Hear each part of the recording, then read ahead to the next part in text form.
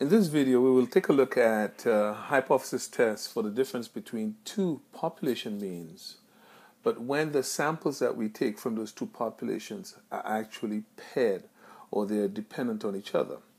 Let us consider a case where we interested in testing the difference in the weight of two different tires. We'll call them tire A and tire B. All right? So tire A and tire B. And we wanted to tell whether or not the two of them wore differently.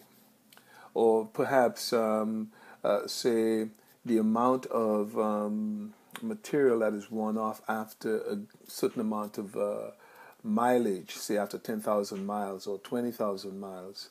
We measure the amount of wear on the tire, that the average wear, we wanted to compare that for tire A and tire B. Well, we could take a random number of cars, and let's just call it N1, and assign them tire A, and a random number of cars, and call it N2, and assign them tire B. But then, of course, the differences in the wear that we observe could be for many reasons. The cars that have tire A could have been driven on rougher roads, and the cars that have tire B could have been driven on smoother and better roads. We don't know. And so in a case like that, there are too many factors that could be responsible for the difference that we actually observe. So if we wanted to control the extraneous factors, then what we can do is design an experiment where we match the tires together. So we would take a car and we would say, here's the front of the car, here's the rear of the car. We will put tire A and tire B. And then we wouldn't put all the B's on one side, all the A's on one side. We'll sort of randomize the assignment, and we can make this tire A and tire B. The next car, we could have tire A, tire B. We could have then tire B, tire A. And we may even have cases where we have A, B, A, B, and then B, A, B, A.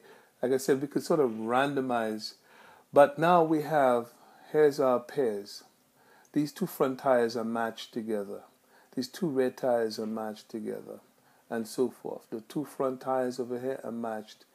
And so in a case like that, rather than two independent samples, we will have a set of values for tire A, tire B, and we will line up the observations in such a way that they are the matched pairs. So we would take the wear for this tire A, let's call it X1, and then X2. But that'll be the first value. Then X2, second value, X2, that's the second value, but for tire B. And I'm using 1 and 2, but we could have said XA, X1A, X1B, X2A, X2B, and so forth. So that now those two values are matched, and so on. So those two samples that we now have for A and B are now dependent samples. And the reason why they're dependent is because the values in the samples are connected to each other. Okay? So in a case like that, how do we proceed? So if we had, I'm just going to just sort of clean that up a little bit. If we have A and B, or let me just create a little better space here. B, these are the two tires, and we'll put the values that we have. So sample, the sample values, sample 1, 2, 3, 4, 5, 6, N. We have N values, so we could put X1, X1A, X1B. So the 1 being the first value, X2A, X2B, X3A, X3, x3b, okay, and so on and so on. We will have xna and xnb. I just mean the nth values. So what we would now do is we'll calculate a difference between those two values. We'll subtract xb from xa for the match pairs, and we could call this d1, d2, d3, dn. So d1 would be the difference between the match pair for the first observation, d2 the second match pair, d3 the third match pair, and so forth. So now, if you notice, what we have is we have a new sample of differences. So that sample of differences, there is a sampling distribution. When you collect all these values, it gives you a distribution. And that sampling distribution could very well be a normal distribution, depending on if we happen to know the standard deviation of the sample differences, but I'm sure we won't know that. So since sigma is unknown, we'll assume that the sampling distribution of the sample differences is a t distribution, all right? It's a t distribution, and we will treat it as follows. So for it to be a t distribution, it means that we have to assume the population distribution is normal. And the degrees of freedom will be n minus 1 because it is just a single sample problem. So the mean of all of these sample differences, we will call it mu d, and the standard deviation of all these sample differences, we'll call it sigma d.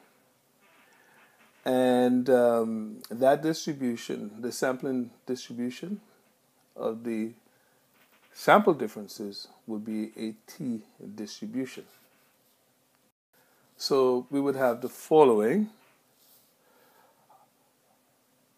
We would certainly get a sample mean for the differences. We'll call it x bar d, and x bar d will just be the sum of all of the differences divided by the sample size. And then we will calculate a sample standard deviation, which would just be the sum of di squared minus the sum of di all squared over n divided by n minus 1. So when you look at that, that formula should be very familiar because it is just the standard deviation formula for a single sample problem, all right, that we've done before. So if we replace di by xi, we will see we have in fact the same formula. Let me just show you what I mean. Here's what we did before. We said sample standard deviation was the sum of xi squared. So instead of di, we have x. Sum of xi all squared over n divided by n minus 1. So you could see those are identical, except that in this case, we are dealing with differences. Okay? So now that we have our sample statistic, our sample standard deviation, the standard error, which is the standard error for the sampling distribution of the sample differences, would be given by sigma d over the square root of n. However, since we don't have that, we'll have to approximate it by sd over the square root of n. All right? So what does that bring us to? It brings us to the following. If we wanted to estimate the true population mean difference, mu d, we could, with a confidence interval, if we wanted to estimate that, so that would be estimated by x bar d plus or minus t with degrees of freedom n minus 1 sd over the square root of n. So that would be the confidence interval. Does that look any different from what we have done before? The answer is no. This is our point estimate, this is our critical value, and this is our standard error. Okay. And then, of course, the test statistic, or how we measure the sampling error in standard deviations, is just by using the t-distribution. So sample statistic is x bar d, which is the mean of the sample differences, minus the population of the differences, divided by the standard error. which would be SD over the square root of n. I cannot put sigma d because if I were to put sigma d, then I'll have to use z. The degrees of freedom in this case is n minus 1 because we have a single sample problem. And so that's our degrees of freedom. So now that we have the test statistic, we could do hypothesis testing. And then we have the confidence interval. So we could do interval estimation. We could now move forward. So I'm going to continue with just an overview of the theoretical elements of that, and then we'll get into an example. So the interval estimation and hypothesis test for PED samples, we call them PED samples, or another term that we use is matched pairs. Let me get that E there properly. Matched pairs.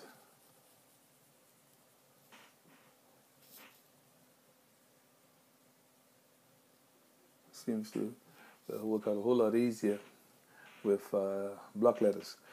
So paired samples are dependent samples, samples that are selected in such a way that the value in one sample is matched with the value in another, all right, in a second. And the purpose of that, as I mentioned earlier, is for controlling extraneous factors. You want to really make sure that the only factor is the one that you are interested in. So in the case of the tires with the cars, I want to know that the difference between the two have to do with the quality of the two tires, not whether or not the cars were driven on rough terrain or smooth terrain or in mud, etc., etc., etc. All right? So as we did earlier, if we take the difference between the matched pairs, we just refer to that difference as D. But since we're going to have several of them, n of them in this case, because that's our sample size, we'll have DI, where I will go from 1 to n, because we'll have n of them. And if we average those values, you see here our text is using D bar, but I like using X bar D, which kind of helps you connect it to what we've done before, which is basically the mean of the differences, as opposed to saying D bar. But either one would be fine. And we know that the population mean is mu D. So you see that's sort of consistent. Mu D, X bar D. Now I have capital D here, but I could, I could certainly replace it by small d. For my purpose, I will actually write it as mu D and X bar D. As long as we know it's the same thing, differences, okay? And then, of course, the standard deviation. Right here, sample standard deviation. This is the long formula, and I've shown you the shortcut formula a bit earlier. So here now is our confidence interval for the difference between two means that are from dependent samples. All right, so mu D is actually the difference between two means. So mu D, we should regard mu D as mu D, the difference between mu1 minus mu2. And it's kind of nice to put it this way because in the end we end up with a single sample, so the mean of all of the differences. But keep in mind that mu D represents either mu1 minus mu2 or mu2 minus mu1. It all depends on how you define it at the beginning. Okay, so it could be either case. If you're going to take x1 minus x2, then you're defining mu D as mu1 minus mu2. If you will take x2 minus x1 as a difference, then you're defining mu D as mu2 minus mu1. Why is that important? It's important because when you get the confidence interval, you must be able to interpret it appropriately, because you'll have mu greater than or equal to a lower confidence limit and an upper confidence limit. And if that difference is negative, then you must pay attention to how you define the difference in the first case. Let's say we define the difference as mu1 minus mu2. If we have evidence that the difference is negative, then that would mean mu2 is greater than mu1. If we have evidence that the difference is positive, I forgot to put my D here, then that means mu1 is greater than mu2. So you must pay attention to how you define that difference, because it's important in writing your conclusion. So the steps in terms of calculating an interval is to define a population parameter of interest, in which case that would just be mu d, specify the desired confidence level, 90, 95, 98, 99, collect the sample data and compute the sample mean of the differences. For our case, I'm going to use x bar d or d bar, you could use either one. Calculate the standard deviation, SD, that's fine. Determine a critical value, T, and compute the confidence interval estimate. And that is very similar to what we've done already in the past. The test statistic, always remember that a test statistic, Z or T, is the sampling error over the standard error. So sampling error is a sample statistic. So for my case, the way I would like to write is x bar d minus the population parameter, SD, divided by square root of n. And that would give me my t value. The degrees of freedom is n minus 1, which we would need. Okay? So if we are doing a hypothesis test, we just use, this is our test statistic. The hypotheses that we can state, we could have a non-directional test where we simply say that the mean difference is not 0, which is what we would like to test as our research hypothesis, and the null hypothesis would be that the mean difference is 0. So we will be testing or trying to prove our research hypothesis. The mean difference is not 0. Alternatively, if we wanted to express it in terms of mu1 minus mu2, we'll be saying here mu1 minus mu2 is not equal to 0. But remember, we've defined mu d as mu1 minus mu2 or mu2 minus mu1, whichever way you choose to define it. As for one-tail test, a directional test, so the research hypothesis, you would have to state the direction. So here's a case where it's a left-tail test or lower-tail test. So the mean difference is less than 0. If the mean difference is less than 0 and we assume that the difference is mu1 minus mu2, then we are essentially saying mu2 is greater than mu1. And then our null hypothesis would just be the opposite of that. In the upper one-tailed test, then mu d is greater than 0 would imply that mu1 is greater than mu2. And we see here, in the case of a non-directional test, we would split the rejection region into 2, as we've already mentioned in the past. It would be alpha over 2, alpha over 2. In the case of a one-tailed test, the complete rejection region is alpha. We find a critical value using the t distribution, where you know the degrees of freedom, the area in the tail, you will get the critical t value. And then that would allow you to establish your decision rule. As an example, suppose an independent test agency wishes to conduct a test to determine whether name brand ink cartridges generate more color pages on average than competing generic ink cartridges. The test is conducted using paired samples. This means that the same people will use both types of cartridges. So I guess the fact that the same kind of cartridges, or the two types of cartridges, are used by the same individuals, then the matching factor is the individual.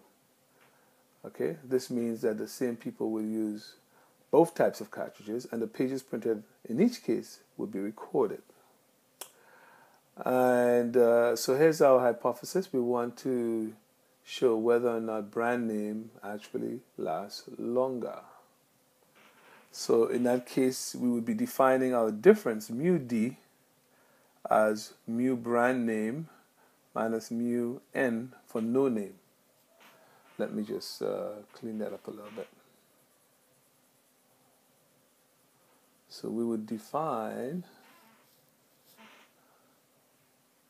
mu d, the difference, as the difference between the brand name and the no name. I'm going to use n for no name in that case. So if the brand name lasts longer, then that means mu B is larger than mu N, in which case mu D is greater than 0, which should be positive.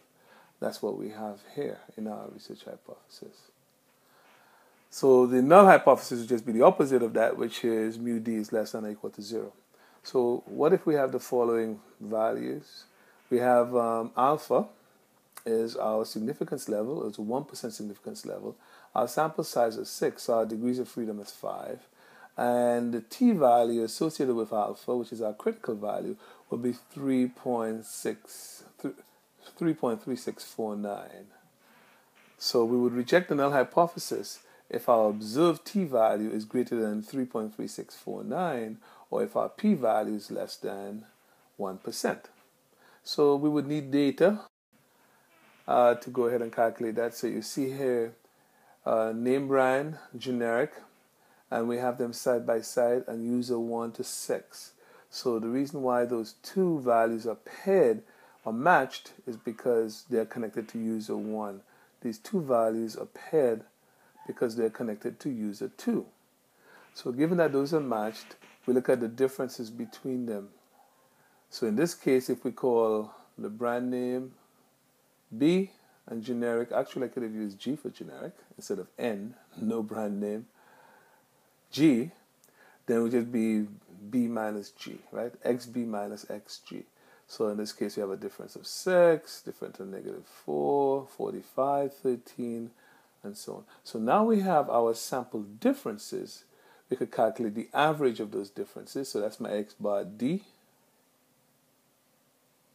over here, which is 12.17. So you could see that the sample mean of the differences is 12 pages, 12.17 pages, which seem to support our idea.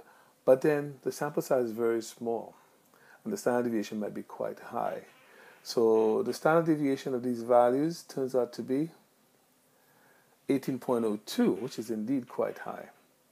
So now what's our t-value? Our t-value is 1.6543, which is not greater than the 3.3649 value. So as you can see here, since our t-value, that's our observed t-value, is less than 3.3649, we will not reject the null hypothesis. We have insufficient evidence that the brand name ink cartridge will give you more printed color pages than a generic brand ink cartridge. Now we could go ahead and find the p-value by finding what is the probability of finding a t-value greater than or equal to 1.6543 given 5 degrees of freedom. All right? And that area we could compute from our t-table. That area should be larger than 1%, and hence it would be consistent with our decision of not rejecting the null hypothesis. So I know for a fact that it would be greater than 0.01, but we could get the exact value, not the exact value, but certainly a range for the value by using the table. I don't have the table here with me, but that could be done. And what you simply need to do is if this is our t distribution, we have our degrees of freedom. In this case, we need 5 degrees of freedom. We are looking for 1.6543. We may not get that exact value, but we identify the value just before it and the value just after it. Look up here. We'll call this area A1. Look up here, A2. Now we have to look on since this is a one-tail test, we'll have to look on the row for one tail. And then we would look at this area right here. So this area A would be certainly smaller than A1, but it would be greater than A2. Let's see if we could figure out what that value turns out to be. So for the 5 degrees of freedom, the two values that bracket 1.6543 happens to be 1.4759, 1.4759, and the area A1 that corresponds to that is 10%.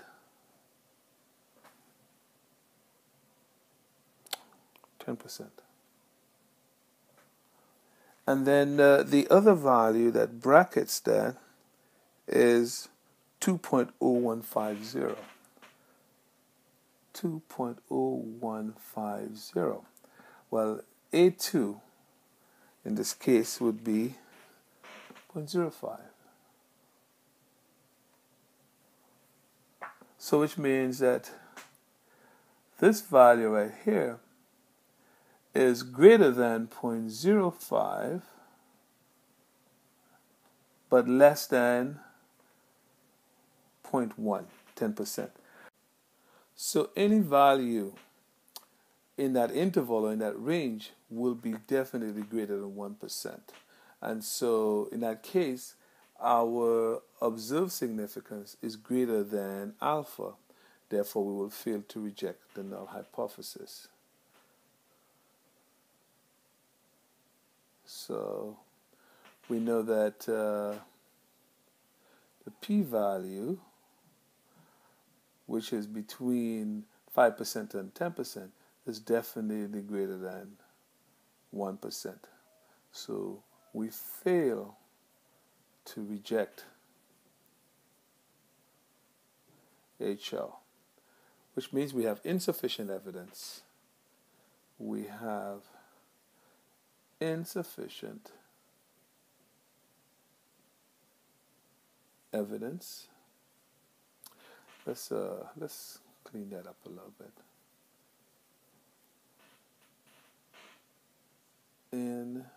Insufficient evidence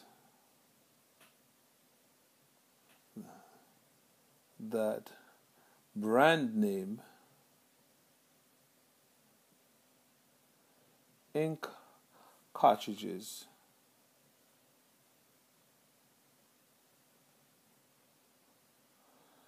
will print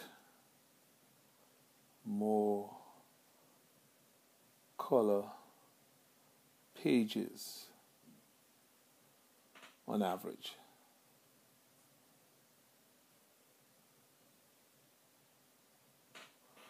Okay, so if we do the p-value approach, certainly our hypothesis, or certainly our decision, will be supported.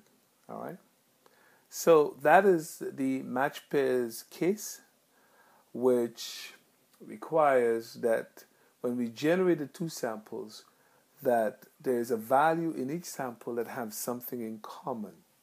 And in the earlier example I described, we had the case of the car, which was in common for the two types of tires.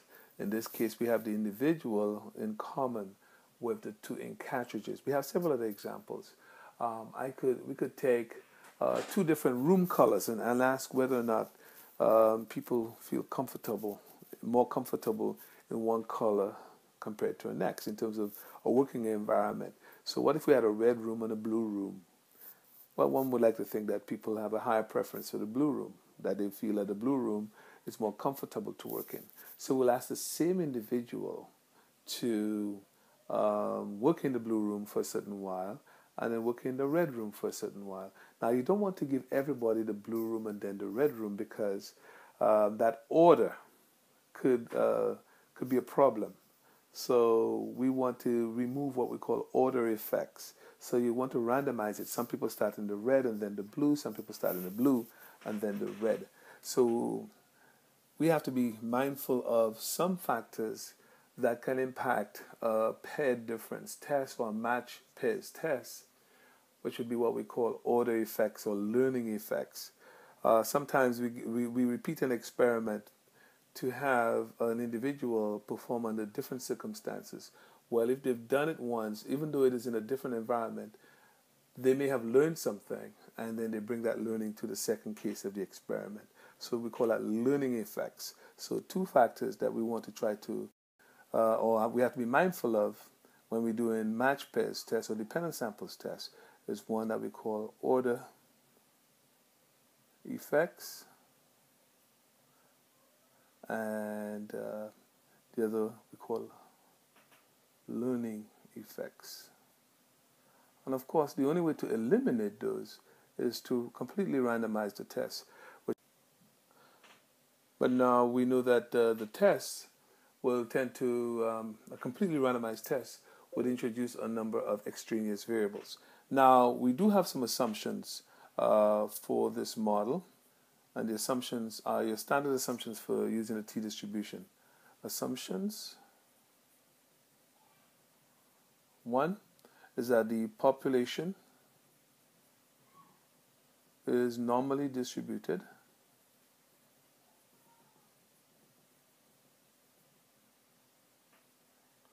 And two, the sample is independently deep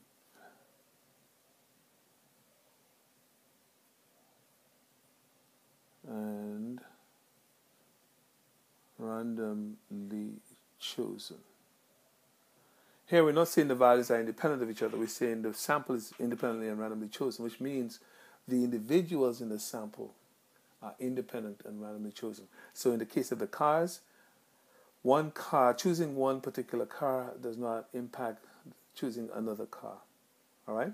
Or in terms of the users of the ink cartridge, picking one person does not influence the selection of another individual. However, each person that participates in the experiment or each car will have a match pair associated with it. So this brings us to the end of estimation and hypothesis testing with dependent samples.